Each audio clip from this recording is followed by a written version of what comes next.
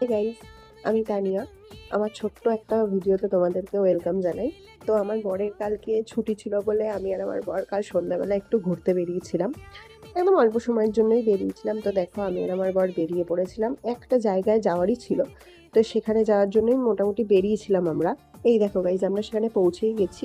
রথতলা একটা শপকার্ট বলে একটা স্টোর খুলেছে, তো সেখানেই গেছিলাম। মধ্যে একটা ছোটই স্টোর এটা বলতে গেলে, কিন্তু স্টোরটা খুব সুন্দর আর সাজানো গুছানো বলতে গেলে। তো আমি ঢুকেই তো প্রথমেই ঘুরে ঘুরে দেখে নিচ্ছিলাম যে স্টোরটায় কি কি পাওয়া যায়। একটা কথা গাইজ, এই স্টোরটায় সব ভালো, মেন্স কালেকশন খুব ভালো, কিন্তু এথনিক মানে উমেন্স এর এথনিক কালেকশন যে কি বিচ্ছিরি, মানে কিছু বলতেই পারবো না এই নিয়ে। তো যাই হোক, আমি তো ঘুরেই দেখি। এবার এইখানে দেখো আমার বরকে একজন মহিলা জিন্স দেখাতে হাজির হয়ে গেছে। সে অবশ্য জিন্সের জন্যই গেছিল, খুব ট্রাই করছিল দেখানোর, খুব ও মানে কতক্ষণ ধরে যে দেখেছে। তো ওখানে জিন্স দেখছে আর আমি এখানে বসে বসে ওকে দেখছি। কি করবো, হাঁপিয়ে গেছিলাম গাইজ ওকে দেখতে দেখতে। একটা জিন্স কিনতে যে ঘন্টার পর ঘন্টা একটা মানুষ লাগাতে পারে, আমার বরকে না দেখলে দেখো গাইজ, একটা মেয়ে দেখাচ্ছিল প্রথমে আমার বরকে, তারপর চলে এসেছে দুটো মেয়ে, কিন্তু তাও আমার বরকে কনভিন্স ওরা করে উঠতে পারলোই না। কনভিন্স করে উঠতে না পারায় আমি আর আমার বর চলে এসেছিলাম চা খেতে। তো চায়ের দোকানটা দেখছো গাইজ, মনে হইতেছে কোনো মনে হয় সেলিব্রিটির দোকানে আইয়া পড়ছি।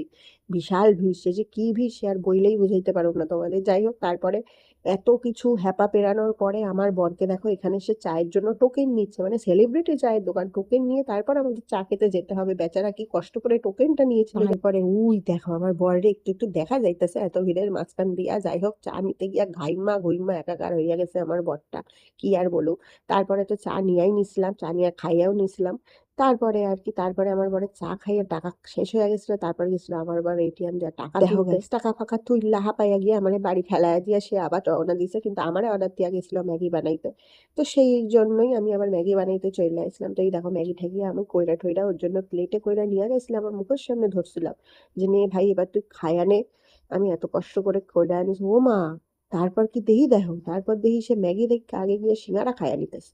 মানে সিঙ্গারা দেখলে সে আর অন্য কিছু চায় না, ম্যাগি মুগি সাইডে রাখা সে আগে খায় নিল সিঙ্গারা। ওই দেখে তো আমার চোখ কপালে উঠে গিয়ে আমি আবার শুয়া পড়ছি।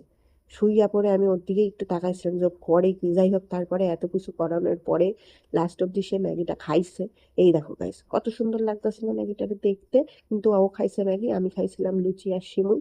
যাই হোক গাইস, এত হ্যাপানোর পরে এখানে গিয়ে আমার ব্লগটা শেষ করতেছি। Thank you guys.